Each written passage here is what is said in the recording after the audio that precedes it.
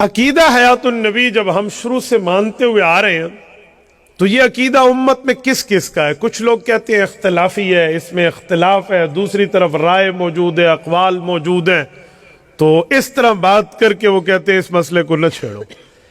یہ جو دوست ہیں نا ہمارے کہنے والے، یہ دو قسم کے ہیں، یا تو انہیں عقیدے کی واقفیت نہیں ہے، یا واقفیت ہے تو پھر بیان کرنے سے ڈرتے ہیں۔ تو بھائی دونوں صورتوں کا جواب میں عرض کرتا ہوں، یہ بات ذہن میں رکھیں، عقیدہ حیات الانبیاء میں کوئی اختلاف نہیں ہے۔ پوری امت مسلمہ میں حنفی، شافعی، مالکی، حنبلی، یہ امت مسلمہ کے 4 فقہا کے طبقات ہیں، ان میں کوئی اختلاف نہیں ہے۔ جو اختلاف کی بات چلتی ہے نا، وہ اگر ہے تو عام مردے کی حد تک ہے، اور عام مردے کے سماع کی حد تک ہے۔ رسالت مآب علیہ السلام کی حیات کے بارے میں امت میں کبھی اختلاف نہیں رہا۔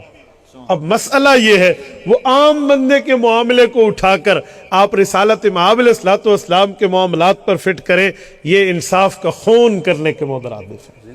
اچھا تھوڑا آگے چلتے ہیں۔ پوری دنیا میں اس وقت اگر 2022 کی میں بات کروں تو تھوڑا پیچھے چلے جاتے ہیں، کوئی 20-30 سال پہلے کی ایک بات کرتا ہوں۔ 1994 میں یہ معراج محمد بارک نے اسلامی دنیا میں فقہی مذاہب کا فروغ کے جلد صفحہ 12 پہ لکھا ہے کہ 1994 میں جو مردم شماری ہوئی نا پوری دنیا میں کتنے مسلمان ہیں، تو اس وقت کی کاؤنٹنگ کے مطابق 1 ارب 30 کروڑ مسلمان تھے۔ 1 ارب 30 کروڑ مسلمان، اور ان میں پھر فقہی بنیادوں پہ دیکھا کہ کون کتنا، تو احناف جو تھے، حنفی احناف کی تعداد 86 کروڑ تھی، یعنی پوری دنیا اسلام کا 70% حصہ یہی تھے، 70%۔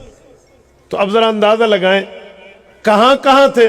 وہ کہتے ہیں مصر، سوڈان، ملیشیا میں شافعی حضرات ہیں، UAE اور سعودی عرب میں، اور جو ہے نا کیا کہتے ہیں، اسی طرح کے قریبی کچھ علاقوں میں یہ حنابلہ ہے، حنبلی، اور افریقہ اور مدینہ منورہ کا اکثر ایریا یہ مالکی ہے، اور پوری دنیا اسلام باقی حنفی ہے۔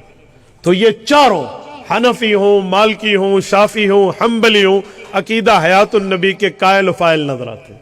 ان میں سے کسی محدث، کسی فقیہ، کسی اصولی کی کوئی کتاب، کوئی حوالہ، کوئی عبارت، کوئی متن ایسا موجود نہیں ہے جو اس عقیدے کا رد کرے، بلکہ وہ اس کو مانتے